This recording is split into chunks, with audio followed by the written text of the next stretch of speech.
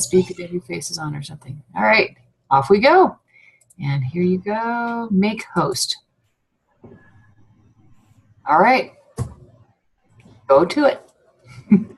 Okay, so what am I sharing exactly? Do you have the slides from last time? No, I don't at all. I don't know what I did with those. Okay. Well, that's okay because they're already on the interwebs. And so if people would like to see them, please check out our YouTube channel where the lovely slides that Sue made last year full of fabulous hilariousness and funny memes are, apropos to the topic are on display already. So basically we're just chatting about etiquette on the interwebs. Mm-hmm. You know, it just feels so much more salient now than it did last September. I don't know. I can't quite put my finger on. Mm-hmm. Well, it has been a while since we last chatted anyway. So. Few things have changed. Yeah. A lot of things have changed. Like the standard of decorum. Yeah. My favorite thing I've seen this week was somebody actually had a bumper sticker on their car that I'm going to have to find. And it was any functional adult 2020, like a campaign sticker. Right. Nice. And can we broaden I would even be willing to broaden the definition of adult, I think. I think so. I think a really mature 16-year-olds really should be given adequate consideration. Oh. The bar's been set low. It has. So let's see. Subterranean. How to use your internet so that you don't become an international laughingstock. I guess that's sort of the underlying topic of etiquette on the internet. And I think we could just probably scan this, just take snippets from these whole past, 11 months or so, 12 coming up? Yeah, a year. And just kind of use that. That's really all you have to do. And then they would be actually really, like in all seriousness, they're really good examples of what not to do on the internet. Like it really is. Taking personal vendettas public. You don't say anything on the social media that you don't want the entire world to know. And if you have a personal fight with someone, you take it to it privately. That's professional. It is not professional to take arguments with anybody onto the interwebs. That's right. Not like it just doesn't work. Although I have to admit, I do love a healthy burn. Oh yeah, I've seen a few of those. It's one of Schadenfreude is the German word for it. Mm-hmm. I think you may know. Well, wasn't there was, although I think it's probably more fun if it's mutual. There's that there's a celebrity couple. It's it's Ryan Reynolds and yes. I don't know his wife. Like she can see her face or something. Yeah, and the two of them have like this Twitter war thing, which is really cute and funny. Where like he'll crop her out of a picture and "Happy birthday, honey," and she's like just barely showing on the side of the picture, him all looking hot, and like. And then she apparently did it back to him recently, where she had a picture of him and oh gosh, why can't I think of his name? The Hey Girl guy. Oh yeah, Ryan Gosling. Yes, because people. Yes, so she had a picture of him and Ryan Gosling, and it's all zoomed in on Ryan Gosling as you got like his ear, and she's like, "Happy birthday, baby, you're the best husband ever," and she's like totally zooming in on Ryan Gosling. And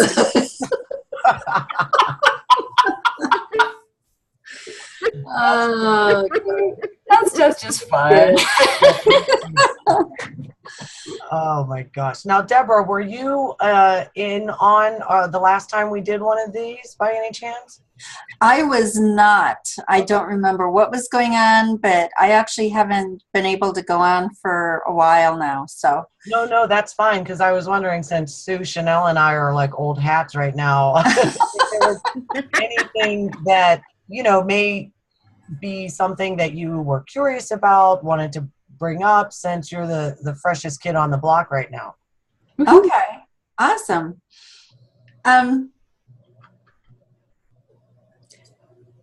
So I guess I've had to train myself to not respond to a lot of things. In other words, your first instinct is to go on and start either defending or agreeing or bashing or something. And Right. it's because everybody else is, it's really hard I have to step back and go, okay, maybe not a good idea to even say anything. Maybe I should just let this go because you don't really change anybody's mind. Almost never. Yeah. Almost, Yeah. We actually had a couple of good slides on the last one, specifically to that thing. The wedge pie of the results of internet conversations, and someone changes their mind is like this little sliver of nothing. Right. It's like pretty much the rest of the pie. I believe it. Yeah, And that's I'm just excellent kind thing. of, oh, I'm sorry. No, please go ahead. Go ahead. Well, I'm just kind of trying to go with the thing of don't say anything that you wouldn't be willing to say to somebody's face, right? Yeah. That's Good rule of thumb. Too often, the anonymity of keyboard warriors. there you go. I have a few in my circle. That does kind of raise the question of what do we recommend in terms of feeding the internet trolls? Because I've seen it go both ways. I mean, they basically say when somebody's clearly trolling, you don't engage them. But then I've also seen some really interesting stuff. I'm going to have to look it up really quick. There's a website that I just loved it. It was like white people nonsense or something like that. Are you guys familiar with that? Did we talk about that before at one of our meetings? Is that the one where if you tag them, Yes. they'll come and educate people? Yeah, it's White Nonsense Roundup. And it's basically if somebody's trolling your page and you are a person of color and you do not have the time, energy, or, emotional wherewithal to deal with the racist, whatever it is that's now landed on your wall, you can tag the White Nonsense Roundup people. And they actually have people on shifts 24/7 who have been specially trained to not make things worse, but to give real facts about social justice topics, and to give decent information so that people of color can just sit back and relax, and the white people can rein in their folks, as it were. Which I thought was adorable. So there's that on the other side of the not feeding the trolls. On the one hand, it was I've also seen that used as sort of a victim blaming thing. You were engaging, so this person gets to be verbally abusive to you because you were dumb and engaged with them on the internet, which is an interesting, I hadn't really thought of it that way. There was a good article about that. So yeah. And that makes me think that, just given where we are now, etiquette, it's etiquette be damned. Is there any anymore? Does it mean anything? I mean, obviously for individuals, yes, but the whole concept has been skewed.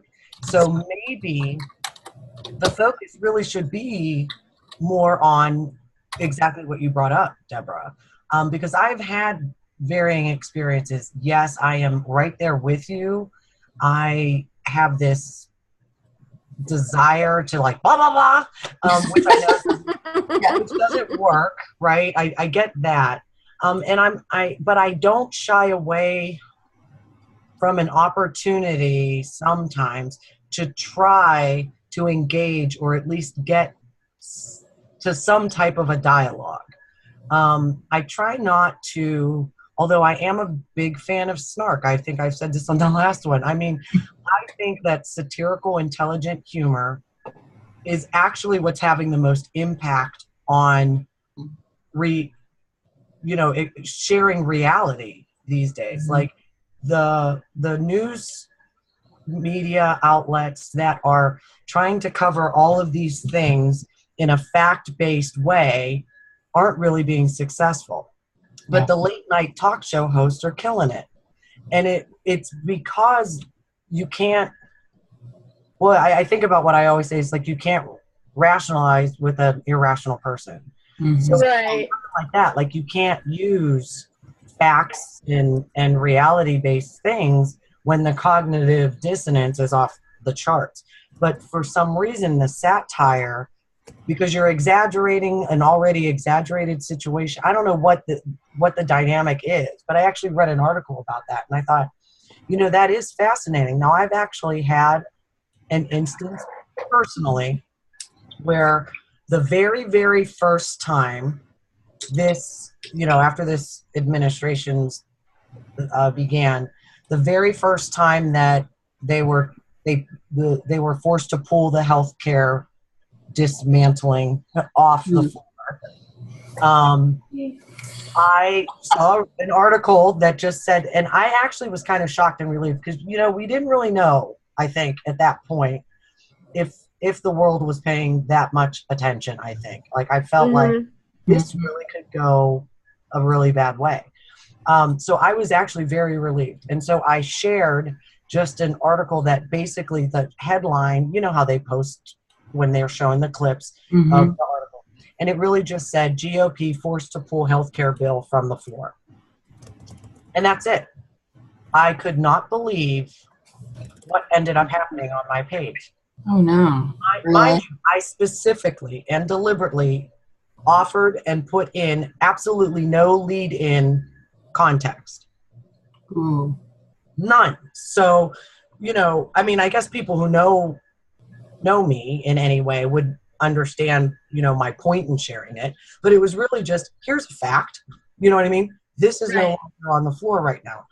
So some people were like, thank goodness, and then someone else just literally started to, well, Chanel, you're familiar with this one, I think. Yes? Was that? So, yeah. Yeah. And to me, I was like, wow. Yeah. Snowflake and all this other stuff. And I'm like, wait, whoa. So I did continue to engage. And then I had other people from other places saying things. And I'm looking at what they were saying. And I'm like, there's so much in here. I can see where your ignorance is. Now, I didn't say that, but I could literally see this is not fact-based, what you are saying. And you could really, it was very evident, at least to me, and I am a little bit of a political wonk junkie, and have been for a while. So I may have a little bit better understanding than, just across the board, but it was very, very clear that these were all talking points that came from, a particular source that I know have a certain stance. And so I did do my best to sort of go, okay, and then a couple of things. Chanel helped me out with a lot of things with her specific background, being a physician or just having the medical background and that kind of thing.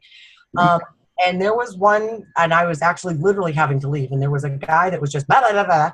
And I said, I can really see that you're not here to have a discussion, so I'll just leave it at this. And I left one little factoid and was like, have a nice day. And by the end of our interaction, he ended up sharing that he was scared because he's going through cancer again. He's trying to get blood work done. He's from Pennsylvania, near an area like where I grew up. And he was saying that, he has health insurance that comes through the hospital. It's really messed up in this particular area. And they want him to do it here, but they can't. And he's doing this. And I'm like, I completely understand where your frustration is coming from. I wish you the best in your treatment. And I really, truly did. I said, that to me is showing the power and the influence that the insurance companies have in this whole mess. And it's not right. You should be able to get what you need where you can get it and when you need it. And he was just like, thanks so much. And then we start talking about, do you know this person? Do you know that person? So that to me was like a win. I might not have, his mind might not have changed, but we found a spot. Right. That to me was like, that was kind of huge because he was really he did not come up that way. He was basically educating me on how social media works. You know what I mean? That's really interesting. So I think all of that long story, my apologies, was to kind of think that it's not easy, but if there's, don't give up hope on the ability to increase awareness. All right. So maybe not mind changing, maybe is a little bit ambitious, but I think it's happening, and I'm being presented with a multitude of opportunities. Oh yeah. Yeah. So I don't know. That's kind of my take on it. Like, how do we stay healthy? Yeah. Because I'm an empathic type of person. Like, I feel everything. So that can be a lot on somebody. That can be exhausting. But I also feel very strongly that these issues are important, and that I have a duty. I feel like I have a duty to do what I can. So I don't know, like there's got to be some kind of healthy space for that. Does that make sense? Yeah, well, and it kind of points to like just reminding ourselves that there's another person behind the screen, like that you have anonymity, but you don't, and there are other human beings on that. And so that's been, I mean, most of my family's from, rural Nebraska, and we tend not to agree about politics. We tend not to talk about politics, and that's come up a couple of times or more in the last year. Yes. And it's really interesting to have conversations where, in actual like civil debates, and it helps. Like, you wouldn't think it would make a difference. It's like, I love you very much. You're my favorite cousin. And also there's this thing that I feel like I'd really disagree with you about. And that's important. It's important to remind people of like, no, we're still on the same side. We love each other enough to get through this, and we can still have this conversation. And I posted some kind of gun thing, and one of my most conservative cousins was like, so what kind of gun control do you want? And I was like, well, I'd like background checks, and I'd like not to have people with domestic violence records to have these, also stalking, because that's a thing in Colorado, that bill that's up there. And I'd like this, and I'd like that. And also I don't think we need, a bazillion round, cartridges. Mm-hmm. And I was like, and thank you for asking. Like, yes. I posted a snarky gun meme, and you actually opened up a discussion, and yay you, and I thank you for listening. And I don't think it went any further than that, honestly. Like, she like posted one thing, and I posted a little something, and the conversation sort of died because we don't want to have a fight. But there are those moments where you're like, oh yeah, okay, so there's my people out there, but remembering that those are the people out there. Those are actual live human beings with feelings. And I know that's been a thing this week or this last couple of weeks with the Millie Bobby Brown stuff. Like the people, calling her like one of the sexiest actresses, and how she's grown up before our eyes. She's 13. Yes. 13-year-old home. They are not grown up. That is creepy and pervy and awful and sexualizing. And there was a really good article by see, here's me in names tonight. The Matilda girl. Oh yes, I don't know her name. Mara Wilson. Yes. Really good thing talking about just because you become a child actor doesn't mean that it's okay for people to comment on your body, for people to comment on your whatever, and just sharing her experiences of these creepy fan letters that make you want to take a shower afterwards. And you're 13, 14 years old and getting these letters and that was before the internet. I mean, and can you imagine? And that it's okay to be able to, try out new personas and outfits and try to look cute and all the things that 13-year-old girls do without necessarily a bunch of adults deciding that you're ready for things that you are not ready for. Right. Mm-hmm. Yeah, it's an interesting time for all of that. It's apparently there were websites. I did not realize this. There were websites actually with countdown clocks to when Emma Watson and the twins, Ashley and Ashley, were legal. Were what? Legal. Yeah. Oh. Like of age. When are you allowed to ogle them? Like little countdown clocks for when it's not creepy anymore. Sorry. Okay, I think we got off topic slightly. Sorry, I think that was me. But it's also relevant. Not to be a perv on the internet. Yeah, I mean, it's just such. I mean, if we had any one of these types of issues prominent and front and center, it would be a heavy weight, and we've got multitudes of them.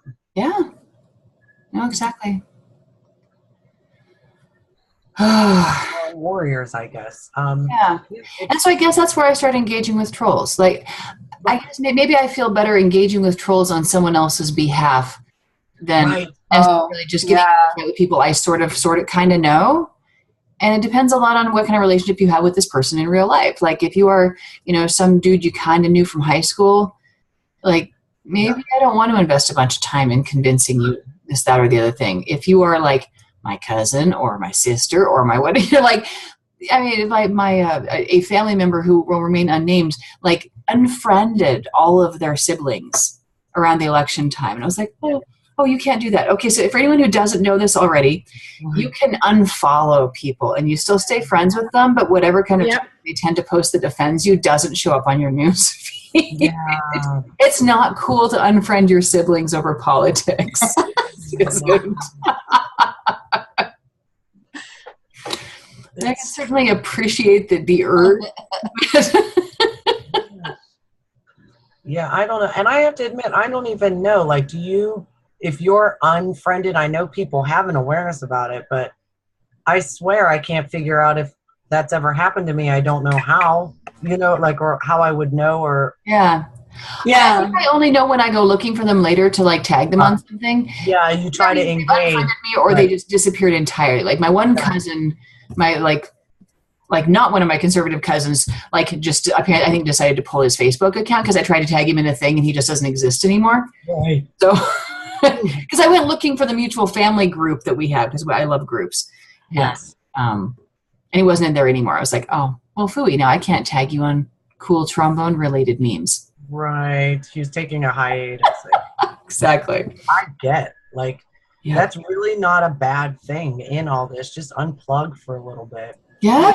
I always do like a once a week unplug just to get away from the internet and get into real life things, and it does help with the sanity. But for me, the way I take a different approach to social media now, and especially with me being president of a BPW organization in Michigan here, I'm finding I'm starting to take a little bit more of an objective viewpoint on things and kind of because I tend to look at both sides of an issue. And how I'm looking at it is from a standpoint of, well, there's news out there. You can always send people news articles, post those up. That engages people. That gets people talking, especially if it hits them in a certain way or you're in a group where you know they're going to be receptive. Now, I actually have been in groups where I posted up like things that I usually post up on Facebook like I do, and some people said, well, this is not what it's supposed to be for. This is something else. And I'm like, fine, bye. I'm out of here. I'm like, okay, whatever. If you're going to be treating me that way, I don't need it. I don't need to feed it. No, that's not how we do it. And getting back to what you were talking about with all these news stories that we're just kind of getting inundated about now with all the sexual harassment and stuff, I do have one concern on this issue that nobody has touched upon yet, and that is this. If you remember way back when the Catholic Church had their sexual abuse scandals that came out, and everybody was coming out, and almost every priest on the surface of the planet was named. When they finally did the investigations and some of the priests fought for to stay in the church, at least a quarter of them or almost half were found out not to be true and false accusations. It was people that wanted to get money. So From a priest? Yeah. Or at least compensation for the emotional damage, at least. But what I mean is that, the way we have things in our social media culture, there's things that every time we talk about it, they say the more you hear something, the more it's going to start clicking in your mind that, oh, maybe you're one of those, but you're not sure if it's true or not type of things.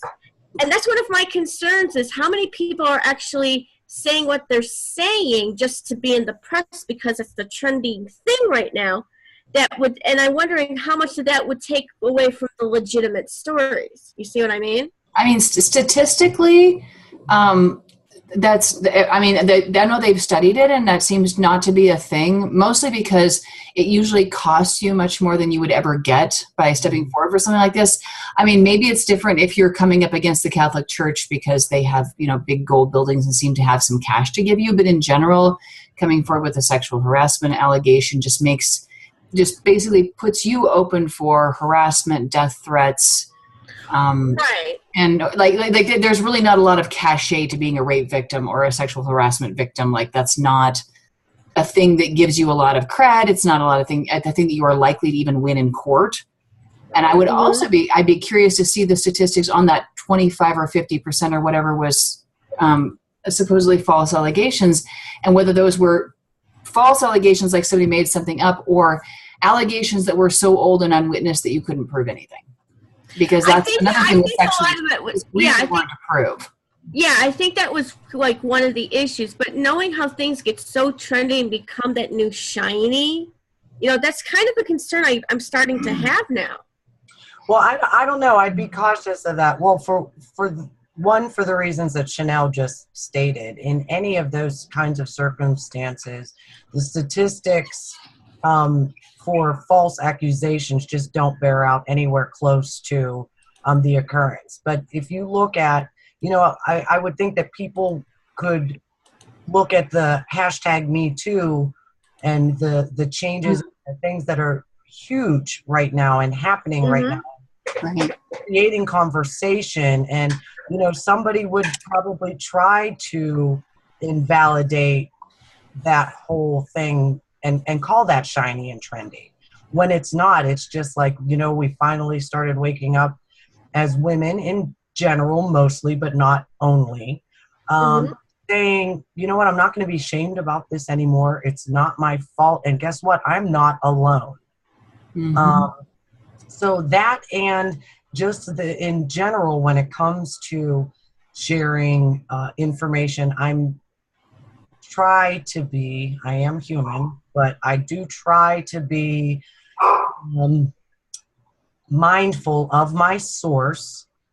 And because this whole fake news thing, and it's one of the double-sided conundrums, I think, where there's, this group screaming fake news, but, and this is my personal opinion, they're actually more inclined to create quote-unquote fake news, but they're shouting it at things that aren't really fake news, but they don't like, which makes everybody question everything.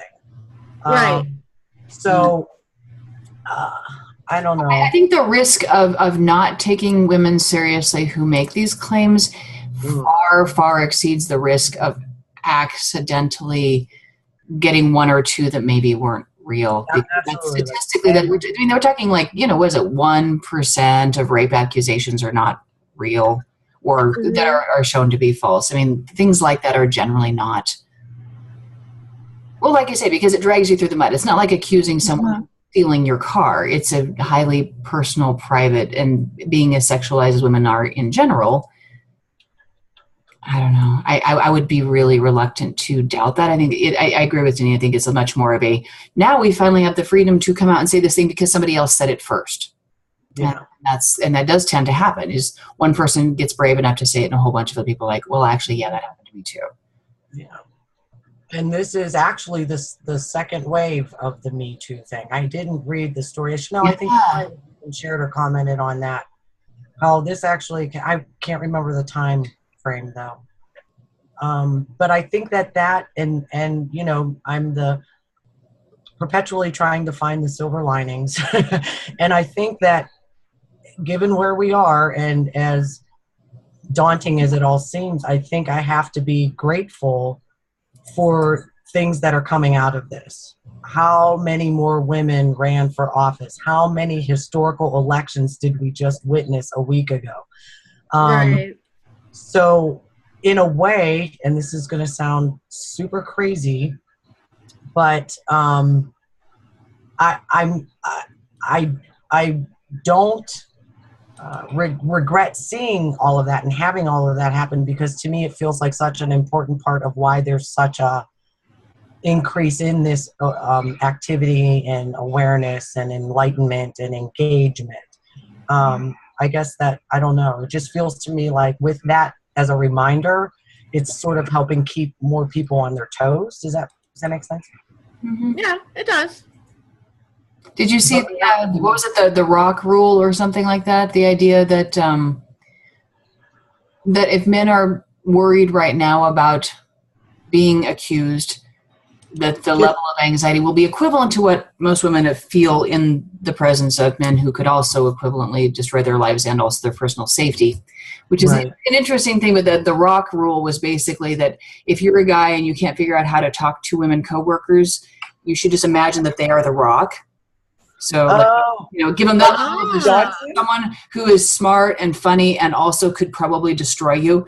And so, if you keep that sort of level of respect in mind, you'll do okay.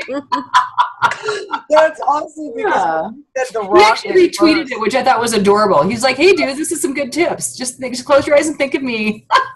Yes, I love that because at first I wanted to think it was The Rock and didn't think it was The Rock, but when you said it was, I'm like, that's perfect.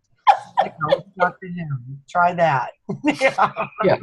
Like, how would you talk to a dude? Here's the dudest dude we've got. How do you talk to him? Dude.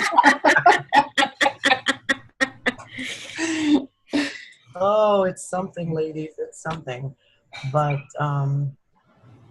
yeah, I mean, I think we all just continue to do what we do. And I think, I always tend to think on a meta level about like everything. It's almost easier for me because I'm wired backwards, I think. But, just kind of in your day to day, be who you are and not always, you know what I mean? Like, I don't always take the opportunity to correct or address. But, I think I've been doing that more than I ever have sort of in my life, but not in a, I'm going to tell you about yourself kind of way. I think most people can be receptive if you are showing that you're really trying to reach out to them on a human level. Obviously, Mm. that's not the case with everyone. No. No. But I still try.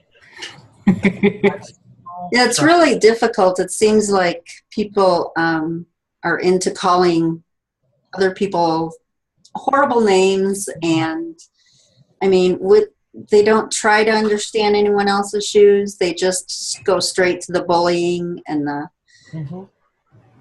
the name calling and and you just kind of give up and go. Yeah, it's Person frustrating. isn't even worth it. Yeah, but if you can crack below that, and I'm certainly not saying that anybody really has to, because it is exhausting. I guess now that I think about it, had a little bit of practice in de-escalation, I guess, is probably the most appropriate term in ways. That, if you can get through to that, it's surprising. And I think that what I try to be mindful of is people whose first initial response is the being defensive and the name calling and the bull and the that. Mhm. That's a symptom. I think it's a symptom of some fear that they have, and so some insecurity that they have. So that everybody knows what that feels like. Everybody just sort of deals with it differently, I think. Mm-hmm. So if there's a way, and I really have seen that happen more than I actually thought I would, even given the current climate, I think it's a really good feeling, if you can sort of come to, around the bend just a little bit.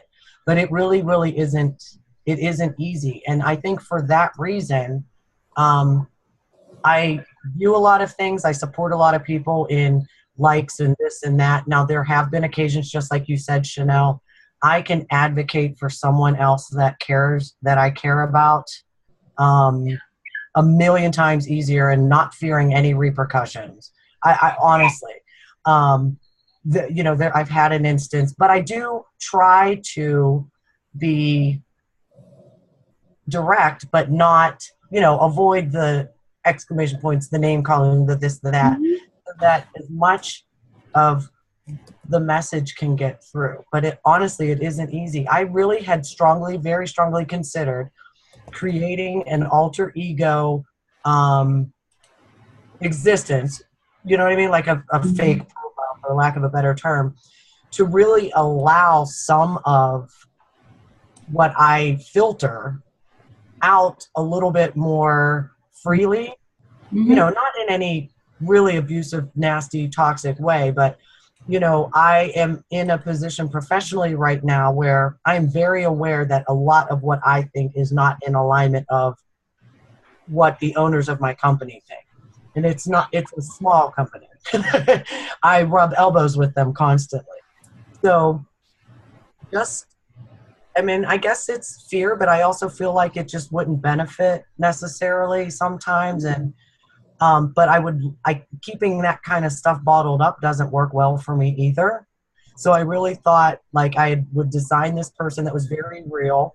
I was going to reach out to people, you know, and actually ask them to be friends with me so that it was essentially me, and actually maybe even more me, you know what I mean, than I'm showing, so that I could feel free to engage on the level that I really want to engage, which again, it's not like I want to be able to go out there and tear up people, but really just sort of put it out there in the way that snarky butt Deneen would really like to put it out there.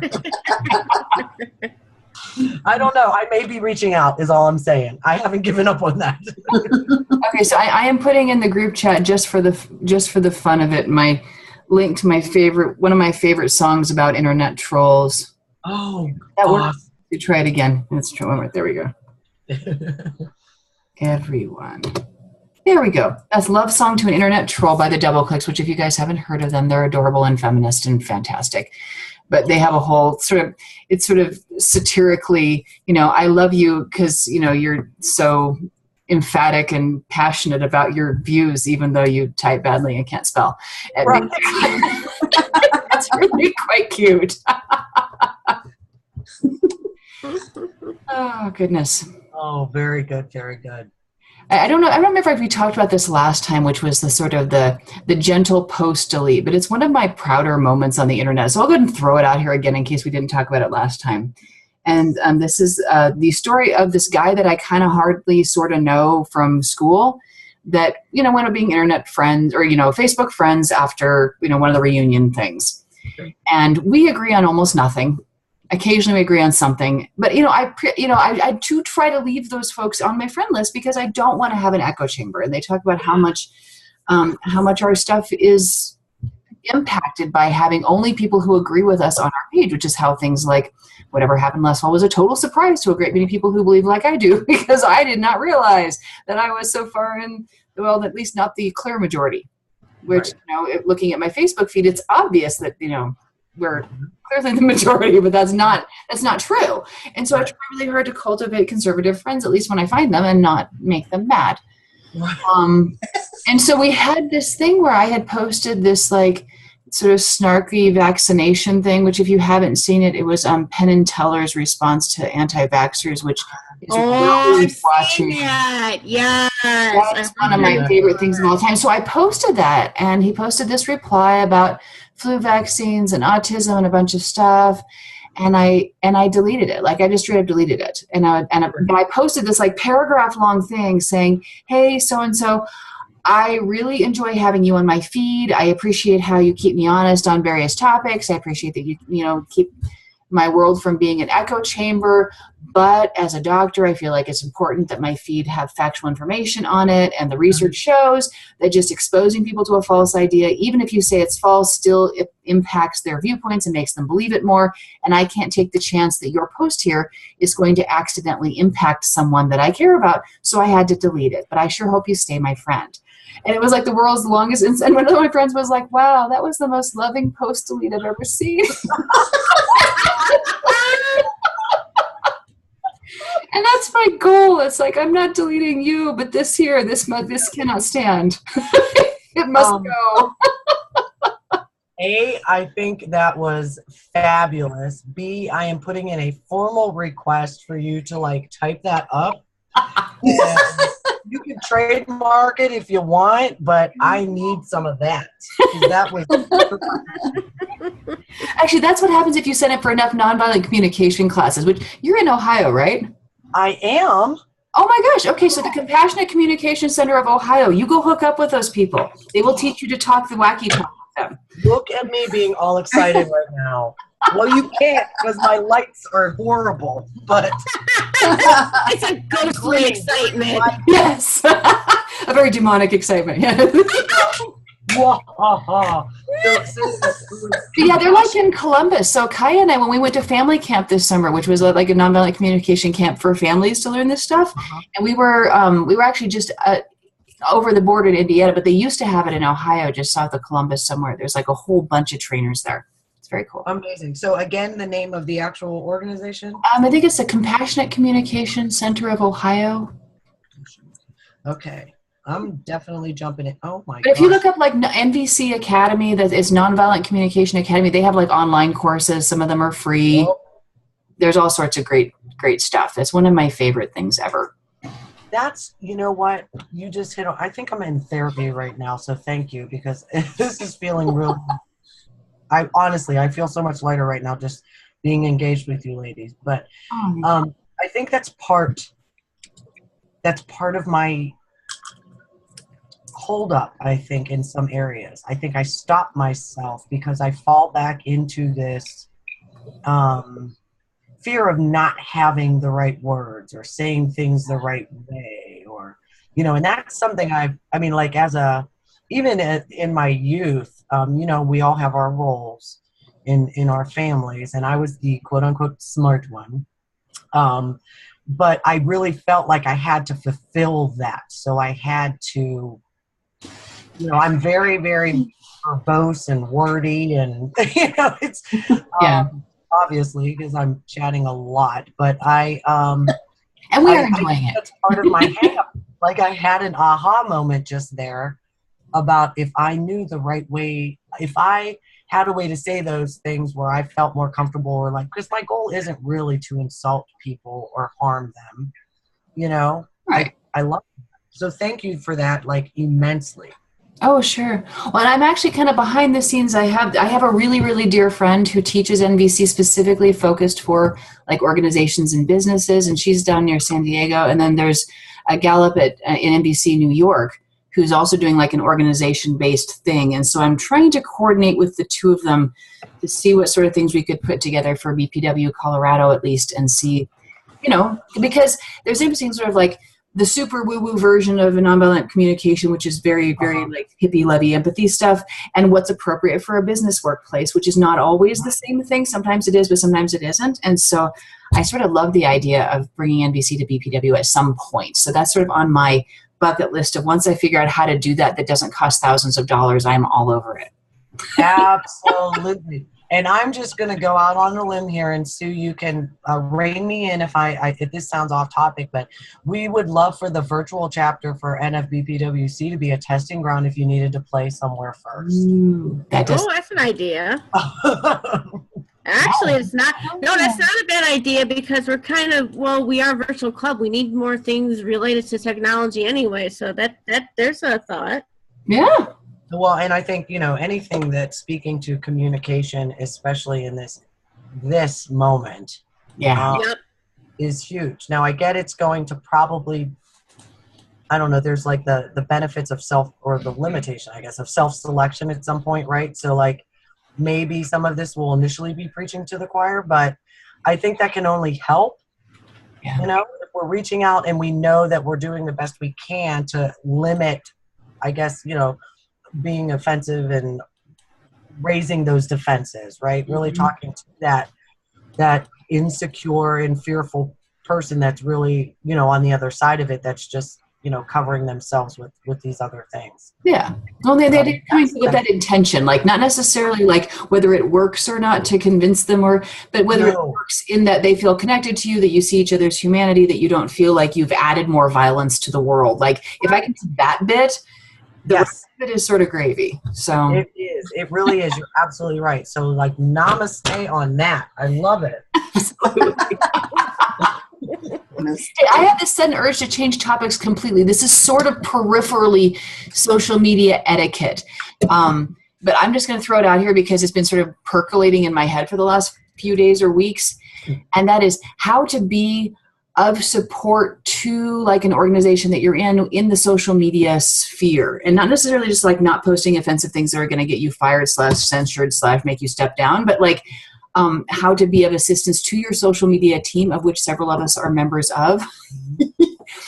and I guess my big request to the world is that if you would like something posted on social media, that is fantastic, and you should totally send that to your social media people right away. And when that person gets back to you and says, here's how you need to send me that thing so that I can share it for you, that's what you should do. Mm-hmm. So if they say, I need you to send that to me in, like a JPEG format that's X many pixels wide, or actually not even that specific. I need that to be in a JPEG, and can you email it to me?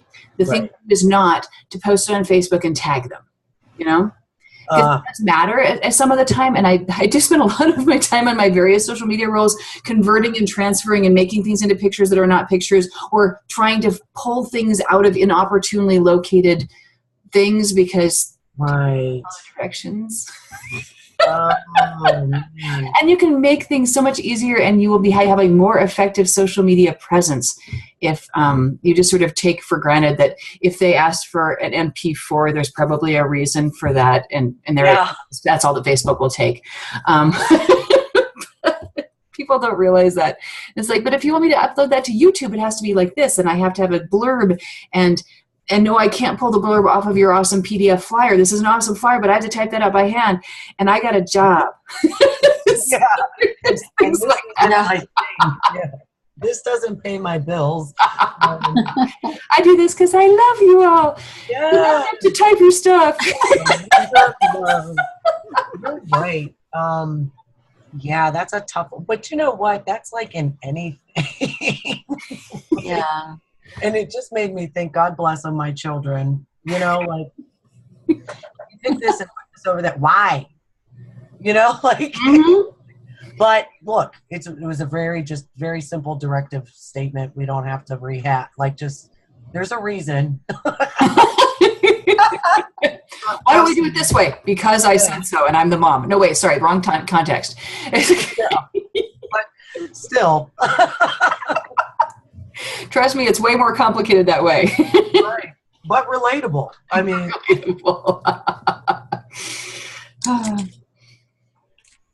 I don't know. Fun stuff. That's my PSA for the month for anyone who's the one of our state federation social media people or social media people. It's tricky. Yeah, and it is kind of a labor of love, I think. But yeah, sometimes I kick myself. Although I've been able to sort of,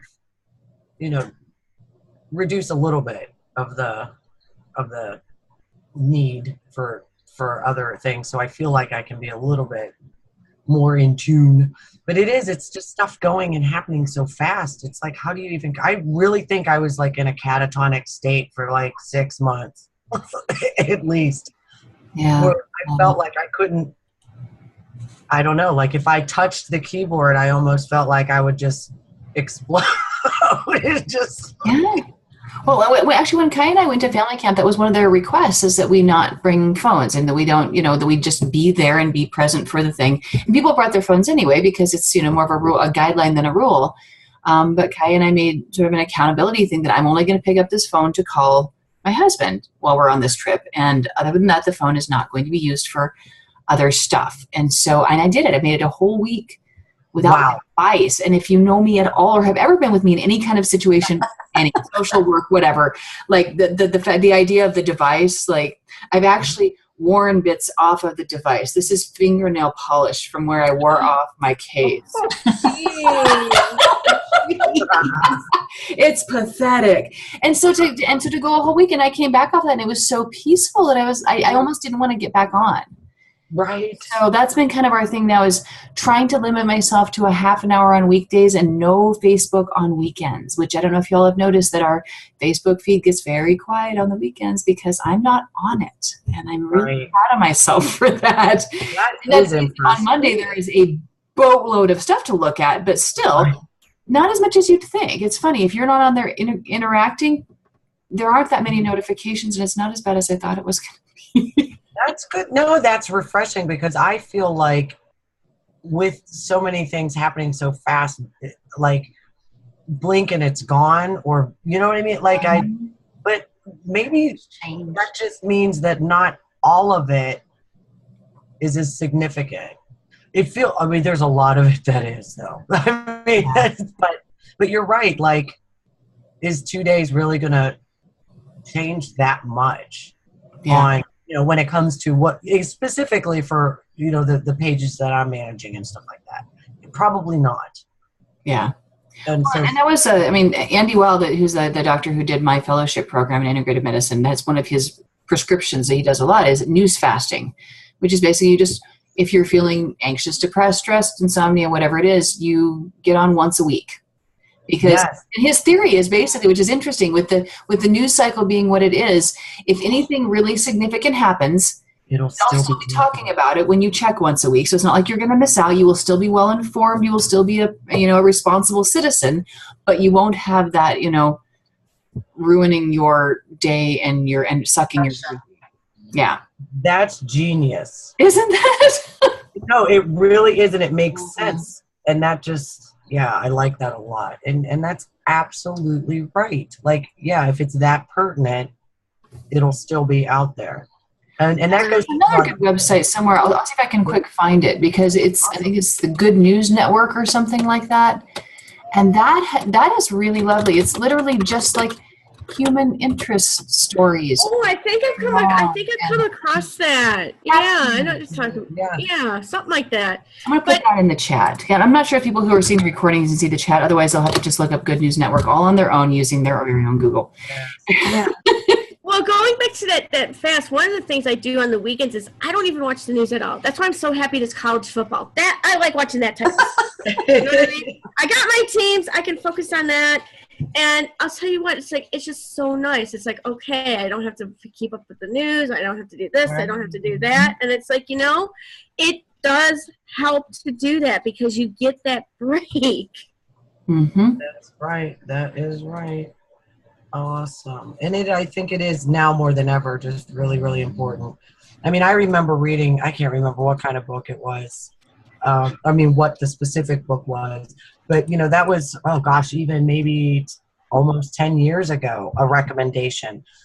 And at that point, it was pretty much limited to the news, right? Don't read the news don't read your newspapers or watch the news on TV, so that you could basically, I think it was something like detoxing your brain, or virus of the brain, I think it was. Something about, weird. Anyway, and now it's even more so, because there's so many more ways that is getting to us, because we walk around with it, like we're attached to it. Well, I think I noticed that so much of the news anymore is speculation. It's not actually news. You're very right. I mean, it's just, what if this happens, or, they're going to vote on this. So we have a week of, well, if they vote this way, it's going to be this and that and other things. It's like, it really has no impact on what's actually going to happen. Right. You're right. You end up worrying about stuff that. Although it does give you time to make lots of phone calls. I feel like I've spent more time calling my Congress people this year than I have in a really long time. Yeah, Agree. That's true. And and there, another one of those silver linings.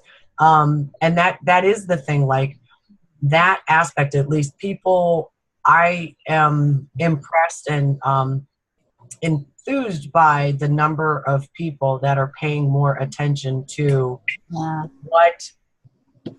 what really happens, or what you know what I mean? Like, and really getting in touch, with their legislators, instead of just sort of, we were all kind of asleep at the wheel, I think, for the most part.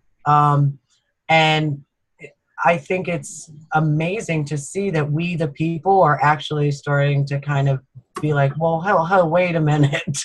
Like, and it's working, right? Like that actually works. I know some people have, there's differing opinions on marches and protests and that kind of thing. But I think anything that is going to keep the attention and the education and that energy level up, I'm all in, like that.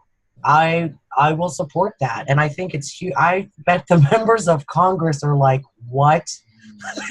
Because I don't think they've ever really had to deal with the what's probably coming at them. And when you have things now like ResistBot, does anybody know about that? Yes. Yeah. It's a fascinating tool. You basically can fax your legislators from your phone, and ResistBot will like even nudge you. Like, this is about to happen. Did you want to let your legislator know about your thoughts on it? And you can flip, and it faxes them. It is pretty cool. It is, and it looks very formal. Like, it's nicely done, because they send you like a copy, like a picture of the PDF of what the thing looks like. So very nice. Yeah, it's cool stuff. So I think advocacy is being taken to another level, and I love that, because that was what drew me mostly to BPW, etc., to begin with. Yep. And boy, are we getting a chance to really dive in on that. It's true. It's true. And yeah, I had the same sort of thing. I remember like coming to my first BPW meeting and being sort of starstruck, because we had 2 state senators and somebody who was like running for the city council right there in the room. And there were only like 8 ladies there, and they were over 60 at least, and more. And I was like, whoa. I mean, I come from Nebraska, where anybody over a certain age, you just don't bring up politics. That's not wise. So, and it was not that. It was pretty fantastic. Yes, I had a similar response. You know? Yes. I got that excited, Chanel, at one of my first BPW meetings, because they were doing like reports, and they said the legislation chair, and I was like, what? Like, are you serious? And for like a few months, I actually thought that woman was an attorney, which she's not, but it didn't matter. Like, I was just so excited. Like, you mean we're going to talk about legislation? Get out. I was so excited. It was pretty fantastic. Cool. Well, does anyone have anything burning they want to say in our remaining 1 minute of awesome time that we have to spend together? Shocker, I do. I'm so sorry for talking so much, but you ladies just really brought this out in me, so it's all your fault. Just kidding. All right. Hold on it. No, I really just enjoyed it. I love when things just sort of go organically in whatever way they're supposed to go, and I think that I, for one, personally, I really feel like this was a fantastic session. So thank you all. I had a great time with you guys. Thank you all so much for showing up. And I needed this. very therapeutic. I agree. Yes. Thank you, Deborah. Thank you. It was good to meet you guys. Yeah. Good night, everybody. And I'll get this posted on the YouTube as soon as it gets converted and whatnot. You don't have to edit any of my elongated expressions. As we said, I ain't got time for that. People will just fast Right, forward if I they want know. to. I'm like, I'm not editing this. Are you kidding me? Besides, they were fantastic. They were soliloquies. They were monologues. They're beautiful. Oh my God. You know what? You I actually really enjoyed it. Thank you. I owe you. Good night, you guys. Funny. Good night. Everybody.